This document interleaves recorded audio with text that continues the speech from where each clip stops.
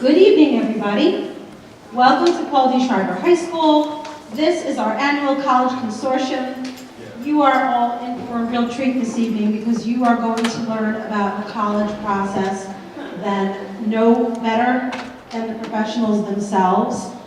We so appreciate you being here this evening. We have a panel of experts here from multiple colleges across the country. I'll get into those introductions in just a quick moment. Hay unas personas que necesitan escuchar en español en esta presentación. Por favor, hace in the back for Mr. Donato or Ms. Baglio. Thank you. Okay, as a few more are coming in. This evening, so I typically like to get a pulse of the room, just curious by a show of hands. How many juniors and junior parents do we have here? Okay, so I'd say a good majority. Any sophomores here? Okay, we've got a few, thank you, class of 2025. And how about any freshmen? Okay, so we are speaking to sophomores and juniors primarily.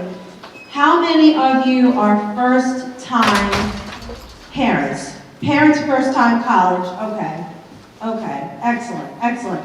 And how many of you done this before? All right, within the past 5 years? Okay, so for those of you where it's been a little bit of time, you will see some changes. We all know that COVID has changed a lot. In addition to COVID, just lots of different things that have been happening in our socioeconomic culture our socio-political culture that have taken place. And you're going to hear all of it this evening. So without further ado, I'm going to put my glasses on so I can tell you exactly who's here this evening. But first, I will introduce you to Ms. Lori Wax, who is here from Penn State University, followed by Mr. Eric Thompson, who's here from Muhlenberg College. We also have Evelyn, forgive me for your last name. Okay. From Manhattan College, we have Andrea Nadler from Hofstra University. We have Will Abraham, who is here all the way from Goldsmiths University of London. We have Matt Lukatama from the University of Delaware. And we have Danielle Haft, who's here from the University at Albany, from the State University of New York. Okay. So, our first question this evening is going to go to Lori Wax, and she's going to talk about the role of the student, the parent, and the counselor in college admissions. Hello, everybody. Thank you. So it is definitely a little bit of a team effort. However, it is definitely, the college application process is definitely driven by your student, by the student, and an analogy that has been used in our admission circles, which we like to talk about, is that the student is in the driver's seat, they have the keys, the parents are in the passenger seat, and the counselors, the school counselors, are your GPS. So at this point, as juniors certainly, students should be finishing their junior year as strong as they possibly can academically. Get into academics in a little bit, but your academic record is definitely the first thing that any school is going to focus on, so that's something that you are in control of this year. Parents certainly, as often as you can, start to visit schools, even if they're not necessarily the schools you're planning to apply to, just visiting schools so that you get a sense of how big of a school you're interested in going, how far you're willing to go, what type of geographic environment are you looking for? Are you looking to be in a suburb or a city? So again, that's a team effort that parents can help with in visiting different schools. A financial conversation is something that would be a family conversation that's important to have in having realistic expectations of the process. And as my one recommendation that I would give to all of you is that you will hear from many different schools here, and every school does things just slightly differently. As you start to compile a list of schools, and this certainly can be done by the student. Parents can certainly help with this, but keeping a spreadsheet of the different schools you're interested in, different deadlines, different requirements that they may have, will just help you feel in control of the process. Thank you, Lori. Is there anybody who would like to add to that from this panel? Okay. So next, I'm actually going to turn it over to our colleague, Matt Nicotamo from the University of Delaware, who is going to speak about the role of the high school transcript. Click the scene and Home Alone with like, pass this to Kevin. Hi, everyone. My name is Matt Nicotamo from the University of Delaware. Thank you all for being here. I'm very happy to be speaking on the panel to provide any wisdom that I may have. The role of the transcript. So many schools, especially now post-COVID, they're really leaning into the holistic review of an application. And that holistic review is just a fancy way of saying we look at everything. So everything plays an important role, but like Lori mentioned, the transcript is where we essentially begin. So a lot of times, schools we don't do you any favors in that we slightly look for different things. So that spreadsheet that Lori talked about is really important just to make sure that you're keeping track of the requirements that each specific school is looking for. Those requirements will generally be a core credit count, right? So we need to see X amount of core classes. Core classes are your math, science, English, history, and foreign language. You can see a certain number of core classes on your transcript to meet our admissions requirements. Those will vary by school. For Delaware, it is 4 English, 4 history or social studies, 3 math, 3 science, 2 have to be with lab, so that usually is covered by your bio and chem courses. And then 2 elective requirements and 2 foreign language requirements. And so that's my first little caveat. Schools will most likely have a foreign language requirement, and it will be more than what New York State requires. So New York State's graduation requirements are just 1 year of foreign language. A lot of schools will look for at least 2. So just kind of keep that on your radar, as that is something that schools look for as part of their admissions requirements. I also do want to note, if you are foreign language exempt because you have an IEP, that is a conversation that you need to have with your guidance counselor when you are applying to schools, because your guidance counselor, it would really behoove you for them to disclose in their letter of recommendation for you that you are foreign language exempt, because we can process a foreign language exemption on our end and get that waived for you, so that we can continue through the admissions process. Of course, that varies school by school, so definitely make sure to reach out to the representative from whatever school you are looking at to make sure that you are meeting that school-specific requirements. But if we are here to help you through that journey. Additionally, in terms of what we are looking for on the transcript itself, some schools, again, depends on major. You have to take certain classes in order to be eligible to be admitted to certain majors. For example, at Delaware, anything in the College of Business or the College of Engineering requires that you take pre-calculus somewhere in your high school transcript, right? Some other schools for engineering, they require physics and chem. So you have to ask each representative what they need for specific programs, so that way you make sure that you have the best chance at being admitted to the program that you are interested in. And I would take the opportunity to talk about transcript for Delaware and Penn State, talk about our additional application requirement. Some schools have begun using the self-reported academic record, or the SRAR.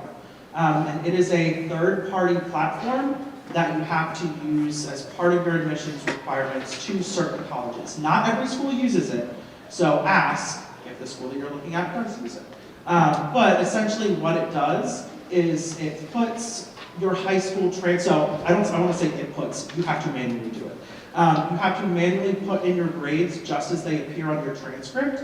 Every course, electives included, And because what it does is it will recalculate a GPA that we use for admission standards, and it helps kind of streamline the application process. Because every high school formats their transcript differently. So this kind of is a process that some schools use to help make that a little bit easier. So just know that there are, like I said, we don't make it easy. There are things that are slightly different about each school, so just make sure that you are keeping track of those requirements and how they vary at different schools. If you have any questions about that, I'll be more than happy to discuss them at the table during the college day. Thank you. Thank you. If anyone else has anything to add to what Matthew was saying?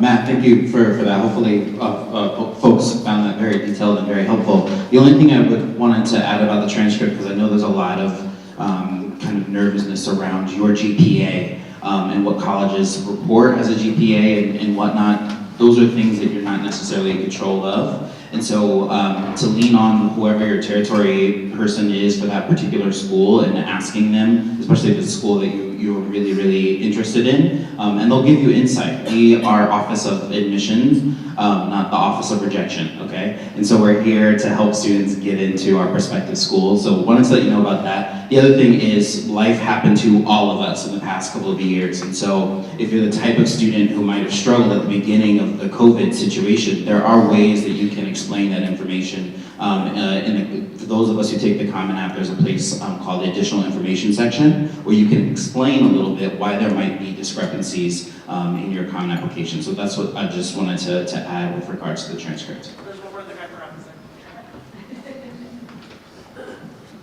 The hot topic of honors and AP and dual enrollment courses. I forgot I wanted to touch on this. A lot of times students will ask, should I take an AP course just to take an AP course?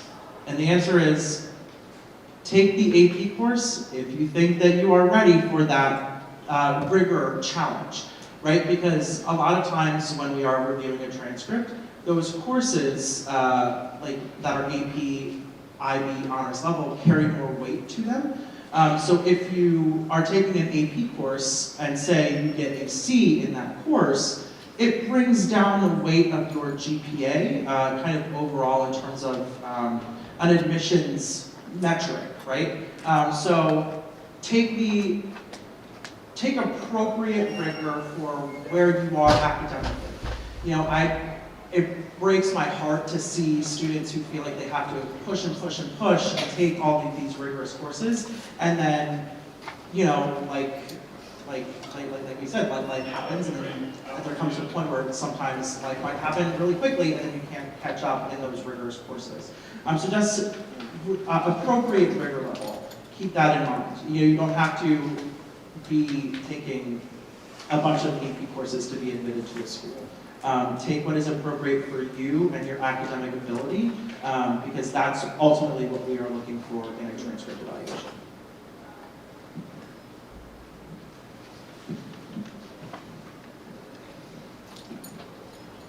Thank you, Matt. Thank you, Eric. Eric, did you see the smiles on everyone's faces when you said that you are the Office of Admissions, not the Offices of Rejection? So just keep that in mind, and I'm going to pass it back to you to please inform the audience of how essays are evaluated. For the students in the room, how many have heard the horror stories about the Common Application or the college essay from your friends? Yeah, I see a couple of hands, yeah. Hopefully I can demystify that for you a little bit. We all enjoy reading college application essays because it gives us some insight into the student. There's a lot of components of this process that you're not in control of necessarily in terms of how decisions go out and how certain information comes to us, but the essay is something that is in your control. And so first and foremost, just want to let you know that the things that we tend to look at for the the college essay would be your writing skills, how you communicate your thoughts to us, And can we learn something about you? Can we learn more about you than we can't find in your transcripts, in your activities resume, and your recommendations? This is your opportunity to speak to different admissions counselors as we're going through the process. And so want to kind of empower you to think about, like, this is something that you can actually share with whoever reads your application, essentially. I will say that it's helpful if you're very specific. I always recommend that students are specific about whatever story they're telling us, and details matter. You really want to be very careful about what you put in an essay. It's recommended that you don't say at the end of your essay, and this is why I would like to go to XYZ school. I'm Muhlenberg, so if you send me an essay that says, this is why I would like to go to Malloy is a great school, but we're Muhlenberg, so now I know that you're applying to other schools. I mean, we're aware of that, but right? So you want to just be careful because it's a subjective thing. The other thing I would say is students feel like they have to have some type of horrible thing happen to them. They have to have some type of sob story. I don't have anything big that's happened in my life. That's okay. All of us can attest, some of our favorite essays are about things that are normal. One of my favorite essays was about the color yellow. And I still remember it, like, you can write an essay about that? Yes, you can. Another one was about babysitting. It was a hilarious essay about babysitting. So you don't have to have a sob story in order to, make yourself unique in the process. Another thing I will say is I know there's lots of conversation about ChatGPT. And so if you think you can ChatGPT your essay, will it do the trick? It probably would. But what ChatGPT doesn't do is personality. And we're looking for individuals to admit to our colleges because we don't want, all the same type of student on our campus. The other thing is use the help around you. You can talk to your parents, you can talk to English teachers. I highly, highly recommend that you rely on your school counselors to help you with the essays. They've read lots of essays over time. So if they tell you that this is an essay they've seen before, they're correct. They've seen the essay before. So you just want to think about ways that you can set yourself apart. Some of our most common essays are about either winning or losing the big game. I hit the home run. That's very, very common. Also, some type of injury that's happened to you and how resilient that is. A very common essay with regards to the performing arts. I know this is a very performing arts centered school. And so we hear about students who either got the lead or lost the lead. And so again, there's resilience around that. Those are very common topics. And my favorite common topic is when a student writes beautifully about someone else. So the entire essay is about how fantastic Nana is. Nana is great. Nana's Mother Teresa. When I grow up, I want to be Nana. And then at the end of the essay, I'm like, you know what? Nana sounds like a great Muhlenberg student. Can we get Nana to come to the campus? So if you're writing about someone that is important to you, you just want to make sure that you include some things about yourself. I think self-reflection is really helpful. Adjective words about who you are is really helpful as well. And so don't be afraid to use your voice. We also know when you've had tremendous help. If you have all of these SAT words that students don't typically use in 2023, how many students use plethora on a regular basis? Right? We know if you've had some help, assistance with the essay as well. So be yourself, be specific, details matter. And the last thing I'll say is we know when students are passionate about what they're writing about, it like jumps off the page. You can really tell that the student is writing with energy, passion versus like, I just did the assignment, I'm moving on. I have a basketball game to get to, so I'll write a couple sentences and send it in. We know what the difference is with regards to that. So hopefully that's helpful. Does anybody else have anything they want to add?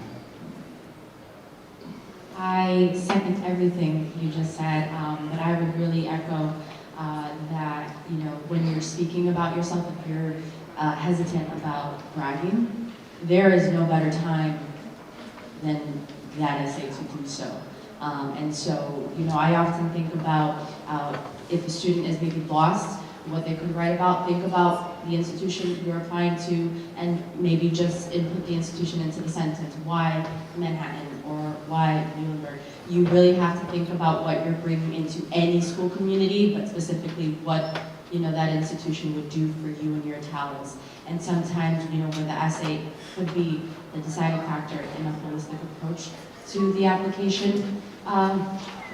In this day, it's really important that you showcase those talents and what you can do on campus for instance, to take supervision, what that would be like. So I really encourage all of you to shine on those talents that you have. So I just want to add, keep in mind we are all reading a lot of applications and a lot of essays. So you really just want to, it's your chance to have a conversation with the admissions counselor who's reading your application, and you want to keep it simple and clear. And you definitely want to explain anything that would be not, if there's an acronym for something that you're involved with that you want to talk about, just explain it so we're not scratching our heads trying to figure out what you're talking about. And just to add to there's the general college essay, and then many schools will have a supplemental essay, an additional essay you would write just for that college. That's usually where you have an opportunity to really explain why you're interested in a particular college, what you would take advantage of there, what you would bring to the community. So it's a golden opportunity to really do your research and not just say because the campus is pretty and they have a good team, but more, I would love to do this kind of research with this professor, I'd love to get involved in this club. So look at these as opportunities to really express yourself. Thank you, everybody. I'm going to pass it over to Andrea from Hofstra, and she's going to talk to you about SAT and ACT. I get a scintillating topic, everyone. Very scintillating. I could see how excited you are. All right, so a little recap. You heard about the transcript and you heard about the essay. The transcript is numerical assessment over a period of time. Choices, patterns, trends, strengths, weaknesses, achievements. The SAT and the ACT are also numerical assessments, but they are numerical assessments from one exam on one day. The essay and resume and other things like recommendation letters will add color commentary to the numerical assessments. So when you think about standardized testing, I'm very fortunate that they gave me this topic because it allows me to hopefully alleviate some anxiety about these tests. And I was just with a whole bunch of school counselors today, and the college board came in to Hofstra and spoke about the new SAT, the future of the SAT, which is going to be digital in 2024, and how it's going to be easier to give, easier to take, more secure, and more relevant. So there are a lot of positives that are right around the corner when it comes to the new digital SAT. But I want to take a moment to talk about how very different colleges and universities will be when it comes to standardized testing. And that's why we encourage you all to take the test, at least one. Now, we recommend that if you could take the SAT and the ACT just to get familiar, just to see how you do, because the thing is, each test is different, it has a different format, and you don't really know which one you're going to do better on, unless you take it. For students who are interested in the health professions, who sometimes prefer the science courses, they love science. If that sounds like you, the ACT might be a better exam to take than the SAT, because the ACT has a science component, in addition to an English component, a reading component, and a math component. The SAT is strictly critical reading and writing and math, okay? So, or evidence, it used to be called, I just hopped back into 2005. Evidence-based reading and writing and math, okay? Sometimes I do that, I got 25 years of this. Now, here's the thing about these tests. Some colleges and universities will require testing. Some colleges will not require testing. Some colleges have stopped requiring testing for a little while and may go back to it. And some have stopped requiring testing and will not go back to it. But even for those colleges and universities that are test optional, there are still some programs at those campuses that may not be. For example, Hofstra, something I know very well. We have a physician assistant studies program at Hofstra. We have a direct entry medical program at Hofstra. We've been test optional since 2014 for all other programs besides physician's assistant and the BSND direct entry medical. So now let's say you're undecided right now, and you say, well, the schools that I'm interested in on my list are test optional. 6 months from now, you might decide you want to go to medical school, you want to be a physician's assistant, you're gonna wanna have that test under your belt. Because maybe your major, maybe it's not that major, maybe you're saying, well, that's not me. But there might be another program that will require the test and you didn't see that coming. So take the test, see how you do. Now, here's something I didn't know when I first started working in college admissions, because I was not a math person growing up. The middle 50%. And I love that I know what that means now, but a lot of times when you hear an information session from colleges and universities and they say, the mid-range score is, and then they give you a range. They say something like 1130 to 1330, or 1210 to 1400, or 1030 to 1280, I don't know, some range. Well, what does that really mean? You might be asking yourself, what does that really mean? Because when you say, what's the average, and then they give you a number, here's what the brain does. Do I have that score? Oh gosh, the average score is an 1180. Do I have that? And that doesn't mean that if you have an 1170, you're not going to get it. A lot of times the brain tricks us into thinking something that it does that we didn't say. So my advice to you, and I think all of our advice to you collectively would be, take the test, and then ask the colleges on your list, how do you evaluate standardized testing? Let them tell you. Is it required? Is it not required? Is it required for this program and not that one? Is it 25% of the overall review? Is it, whatever it is. Then, when you're looking at your schools on your list, the schools that you're interested in, look at that mid-range score, the middle 50%. Here's what it means. You didn't think I forgot to define it for you, did you? The middle 50% is where the majority of the students who were admitted the last cycle of admission, the last year's class that is new at that institution, right? So when we're saying the mid-range score is whatever it is, 1210 to 1400, that's the last class that was going through the application process. They're now in their first year of college on our campuses, and that's what the majority of them had scored. And then there's 25% on either side, right? So there are 25% of students who were admitted to that school last year who had above the highest score in the range that they're telling you, and 25% who were admitted with a score below the lowest number in that range. And here's what really further complicates everything because of COVID.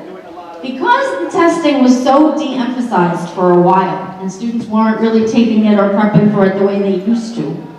For example, it used to be that 25% of students went test optional at my campus for many, many years. 6, 7, 8 years. And then suddenly, 60% didn't send us a test score. Why? Because they heard the middle 50% range, and they said, well, I'm only going to send scores that I'm really happy about, and I really think are excellent. And so they sent us a score that was 80 points above what we were saying was strong enough to send. So now they elevated our profile without us doing a darn thing. How do you like that? Okay? So take all of this with a grain of salt, because you want to see how you do. You want to see what the schools are seeing, because you want to ask yourself, do I want to be a big fish in a small pond? Do I want to be the best of the best? Do I want to be at the top of the school's applicant pool? Or is it okay if I'm in the middle of the school's applicant pool? And here's the definition of test optional when you have that option. You're gonna test, you're gonna see how you do. Many colleges and universities will super score. That means that they can take the best evidence-based reading and writing from multiple sittings and combine it with the best math from multiple sittings. So that even if your best English section was in May or June, but your best math section is later on in October or November, because it's a standardized test, colleges can and many will do that. I can't say all colleges do any one thing, but ask them about super scoring. Same thing with the ACT. They'll take your best sub-score from each of the sections and then divide by the total number of sections and get the best composite. Here's what happens when we give you the best composite, or the best total. We're putting you in the best light. We're also putting ourselves in the best light, so when we have to report our averages go up, and they're as good as they can be. So that's a win-win, wouldn't you agree? Now, the thing about making a decision about whether you want to be test optional or test submitting is this, and you'll have that choice. On many of the applications, when the school is test optional, they will say, do you wish for your standardized test scores to be evaluated with your application? And you can say yes or no. This is not a trick question. When you say yes, you're going to send your scores and they will be considered with your application. When you say no, there's no judgment there. We're not going to assume you have a 400. We're not going to assume anything. We're just going to say, okay, this student does not feel as though their test scores are a true representation of their abilities as a student. So when you take the test and you see how you did, and you've taken each test, or you've taken the test you're comfortable with multiple times, fall and spring, spring and fall, spring, then fall, see how you do, and then look at the middle 50% ranges of the schools on your list and say, is my score in this range? Is it above this? Is it below this? And then the second question you ask yourself is self. Do I feel that this score truly represents my abilities as a student? Is it commensurate with my performance in the classroom? Because there are students who are excellent students, but something happens. They get nervous, they don't eat because they're nervous, and they don't sleep because they're nervous. How can they take the test? It's one test, it's a couple of hours. And if you are not rested and you didn't get a good breakfast, how are you going to do well? Right? So remember, it's one test, it's a few hours of your life. It is not going to be like the transcript, which is a roadmap of 3.5, 3.25 years by the time we get your application. Sometimes students' test results are not commensurate with their performance. Sometimes they are. You know, you might be a 95 and above student and expect to get a 1500. And if that doesn't happen, you might be disappointed, but really look at what this is. It's a measure of how you did on this exam that maybe you prepped for, maybe you didn't, maybe you got a good night's rest, maybe the room was too hot or too cold. A lot of things can happen on the day of the test. If it is not your best performance, if the school is test optional, then you really don't have to worry about it. You don't owe the school a test score. But if you're going for certain specialized programs that require it, you're going to want to put your best foot forward. You're at least going to want to take the test because there's a national merit scholarship potential for taking the PSAT. So there are some schools that will limit scholarship if you don't have a standardized test score. Some schools, you might get a 1500 and above and be a candidate for a full tuition scholarship. And without a test score, you might not have ever been considered for the full tuition scholarship. So I think I covered a lot there. I covered a lot of different scenarios. There are still scenarios that I may not have covered that are affecting this panel. So I'm going to take a poll here among my colleagues. I'm going to ask the panel to raise your hand if you require SATs or ACTs going into this class's application season. Who is test optional going into this current application season? Who has some programs that are not test optional? Who has programs, all programs are test optional?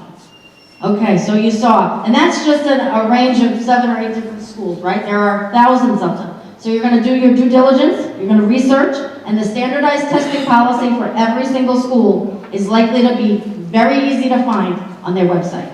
So I hope that this demystifies and alleviates some anxiety, because that was quite a scintillating topic, wasn't it? All right, well, you were very riveted, so thank you for listening.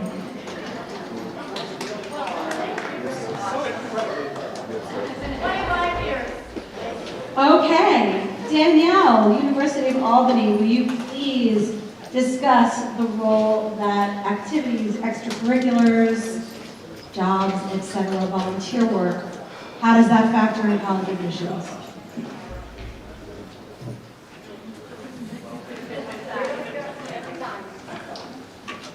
That was quite an active one, Andrea. That was great. So hi everybody, my name is Danielle Hecht. I'm one of the undergraduate admissions counselors at the University of Albany. So again, thank you so much for being here to learn a little bit more about the application process, whether you are a sophomore and have a little bit more time under your belt, or whether you're a junior, kind of gearing up next year. I will just say before I talk about extracurricular activities and involvement and jobs, that this can definitely be an overwhelming process to many, especially if this might be your first time doing it. So don't get overwhelmed by the process. I know that there's lots of information, lots of websites, lots of resources, but just take it slow. There's a lot of information to learn, a lot of great resources out there, a lot of great advisement all around you. So to the students and also to the parents, just take one day and one step at a time is what my best advice is to all of you. Now, just to kind of talk a little bit more as we round out the application discussion, activities and involvement is certainly a large piece to the application and to a student's profile and overall, growth and development, really as a student. And so when we talk about it in terms of the application process and how it looks on our side of things in the admissions office, of course, maybe every college will look at it a little bit differently, but I think we primarily look at it a little bit more the same than different. Now, kind of what I mean by that is whenever I talk with students and their families, the first thing that I always emphasize with activities and involvement is quality over quantity. I think that there has been a perception that a student needs to get involved in maybe 7, 8 activities and get involved in every single activity that's available to them at their high school or in their community or that, just anything that's available to them.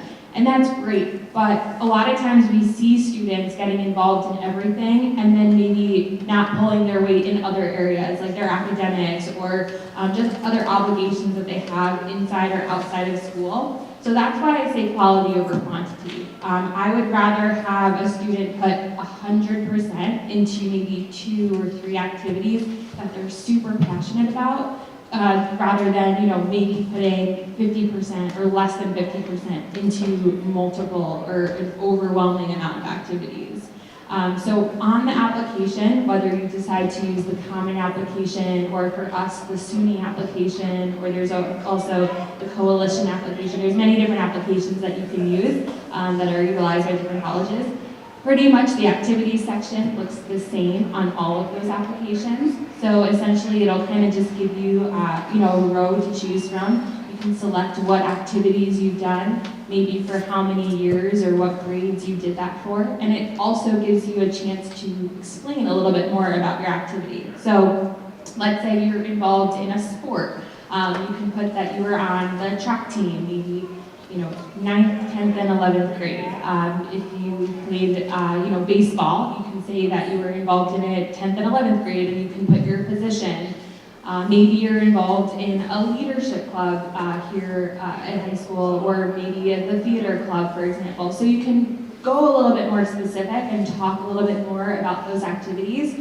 Whether you decide to talk about those activities also in your essay, that's totally up to you.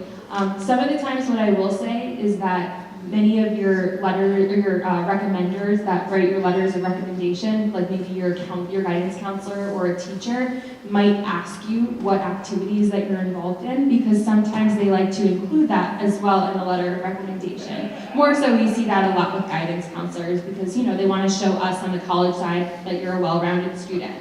But again, I do want to just drive the point home that typically when I speak to students and families, we really do emphasize the quality over quantity. One thing I also want to talk about in addition to activities is I don't want to underscore the importance of a part-time job as well. That is an activity, and there are real-world skills that students are learning by maybe having a part-time job. So maybe you're a lifeguard, or you work at a local restaurant, or you help out at an animal shelter, or you do volunteer work. A part-time job is you're gaining a lot of great and valuable experience. So maybe you've had to sacrifice some involvement inside of school because you have to work, or because you need a little bit of extra money, or maybe you need to watch your siblings after school. Put that on the application. We do see a lot of students that say they babysit their younger siblings, or maybe they help out with grocery shopping or things like that. So even if you think that it might not, look as great as you think it does because you don't have, debate club and varsity athletics and, many other activities, there are a lot of what we call transferable skills. So again, if you're working a part-time job, you're interacting with customers, or again, if you're helping out at home with your siblings, you're learning leadership skills and responsibility. So that's all skills that translate to the college level and things that we're looking for when we review applications and look for potential students to join our community. So that's what I would say, again, for the activity section. Really don't stress too much, needing to make it absolutely perfect. I think a lot of times students will ask again, do I need to get involved with every activity? And also one of the things I will add as well is we also know that COVID might have had a slight impact on the amount of activities that were offered, and we understand that. So, don't feel like you need to necessarily explain yourself in depth. That is why there's also that additional information section where we can learn a little bit more about you. So maybe if you picked up a new hobby during that time, let us know, talk about it. If it doesn't quite fit into that essay, that's why that section is also important as well. So in the interest of time, I won't go too much more into depth, but that's just kind of a brief synopsis and kind of my perspective on the activities and involvement piece. Thank you, Danielle. Actually, I'm going to ask before it comes all the way back down this way, if we could pass it to Will Abraham, who's going to discuss. Tell us a little bit about some of the similarities and differences in international admissions. Hi there. Yes, my name's Will. I'm at Goldsmiths University of London, but I'm based here in New York City. So I'm going to kind of throw everything that my fellow panelists have told you out the window, because international admissions is wildly different, actually, from American admissions. So you have kind of two camps of international schools you could consider. One is American universities abroad. These are American schools that are accredited here in the US that offer American bachelor's degrees, but their campuses are located overseas. So the American University of Paris, the American University of Rome are two options. These are American, so they actually operate exactly like my fellow panelists have talked about with regards to admissions. So I'm going to not talk about those. I'm going to focus on international schools that are accredited in their home countries. So like my school, Goldsmiths University of London, is in the UK. So with international admissions, the important thing is that in the US, we often talk about suitability to the institution. So colleges are looking to shape a class. You probably have heard this before. Overseas, that is not what we're looking to do. We are looking to make sure you are suitable for your program of study. So international universities generally are direct entry to programs of study. So if you're looking to apply for computer science, you apply directly to a computer science degree, and you study computer science for 3 years usually, or it's 4 years, depending on the country system. Most countries are 3 years in length. Regarding standardized testing, for most international schools, we are going to be relying on test scores. This is a way that we can kind of even the playing field against all the other international applicants we have. My university is 40% international, for instance, so you're kind of competing against students from all over the world, not just in the US. So standardized tests are typically quite important, especially for STEM subjects, for medicine, vet, dentistry.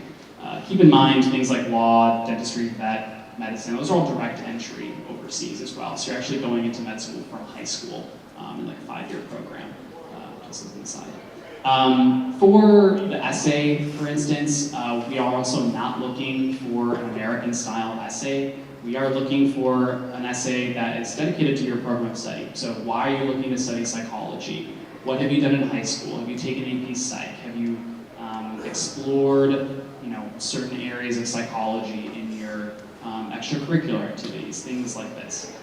We're not looking for a sad story about something bad that happened to your cousin. We are looking for an academically driven statement of purpose.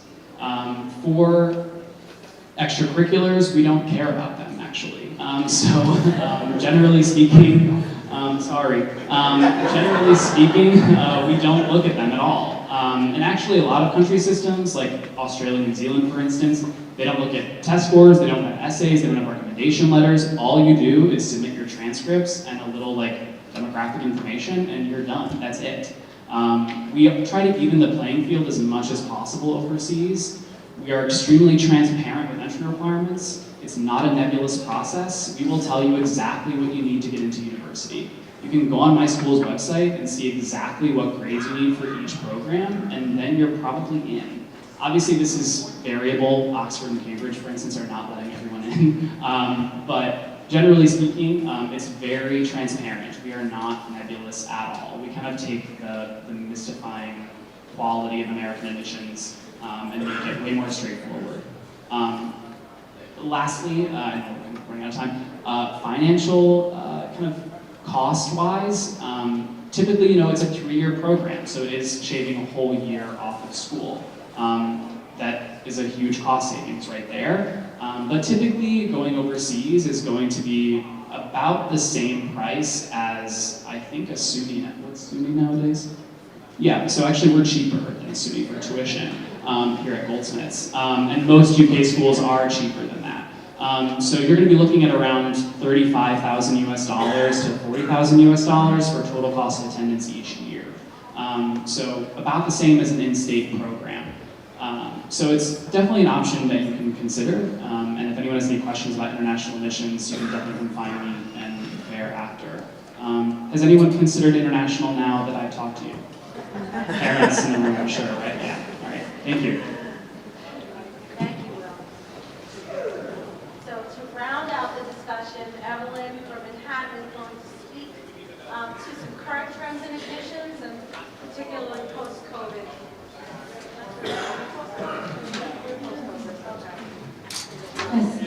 So, in the interest of time, I, will share 3, a lot of which my colleagues have noted in their question already.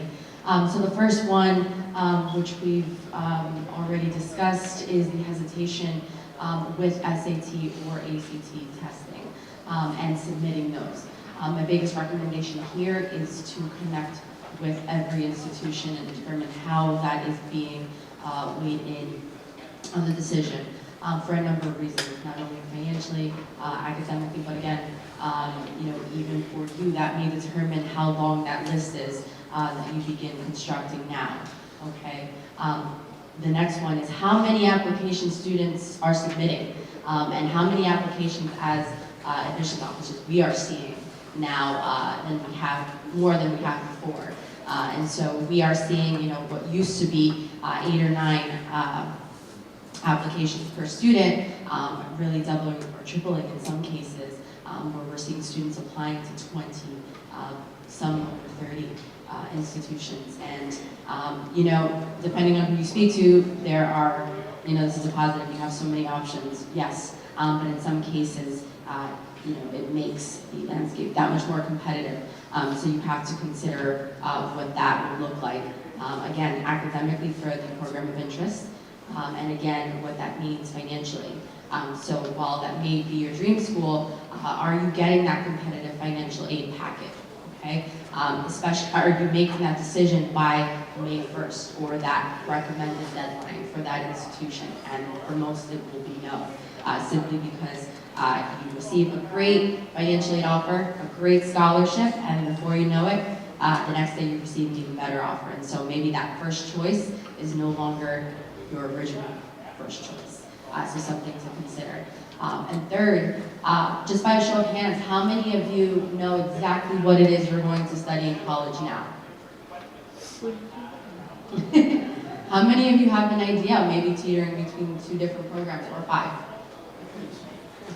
Okay, that emphasis on the liberal arts foundation at a college, we are seeing more students coming in undecided than we have before. And that may be because now a student, thought they wanted a specific program of study to land a dream job. Well, they find that, post-COVID, that dream job does not provide a job at the end of their 4 years. Or you found that during COVID, all that extra time that you originally loved doing, whatever it was that you were interested in pursuing, is no longer what you love doing. It's really important to consider that college is a place of discovery, so you definitely have time to dabble in the liberal arts foundation at an institution. At Manhattan, for example, we have 5 different schools of study, and students have that liberal arts foundation where they can major in one, double major in one, minor or concentrate across the 5 schools. So I know that that is the case for many of us up here as well. So again, we are seeing more students who come in undecided. And then I would also hear from my colleagues if they have anything to add about those trends. No? Well, I will also be at the college fair, so if you have any questions, feel free to stop by and ask. So I want to thank all of our panel of experts here to discuss the various topics that I know you're all thinking about. I can't remind you enough to please go down to the fair if you have questions for the representatives. Actually, I will exit stage left because I know you want to get down there. Please go visit them. They'll all be in the gym. Again, your counselors here are a great resource. Please use them for any general questions that you might have at this time. Thank you, everybody, and please make your way down to the gym.